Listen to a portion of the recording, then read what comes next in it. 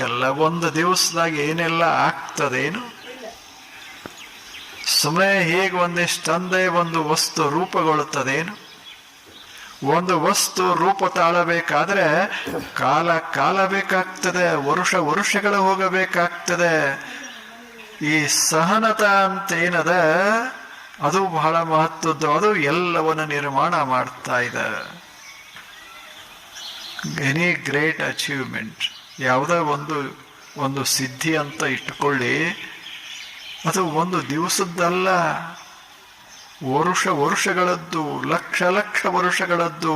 ಇಂಥದೊಂದು ಸೃಷ್ಟಿ ಹೀಗೆ ನಿರ್ಮಾಣ ಆಗಬೇಕಾಗಿತ್ತು ಅಂದ್ರೆ ಎಷ್ಟು ವರ್ಷಗಳು ಬೇಕಾಗ್ತದೆ? ಅಷ್ಟು ವರ್ಷಗಳ ತಾಳ್ಮೆ ಬೇಕಾಗ್ತದೆ, ಸಹನಶೀಲತಾ ಬೇಕಾಗ್ತದೆ. ವಿಶ್ವದಲ್ಲಿ ಅದನ್ನು ನಾವು ಕಾಣ್ತಾ ಇರ್ತೇವೆ.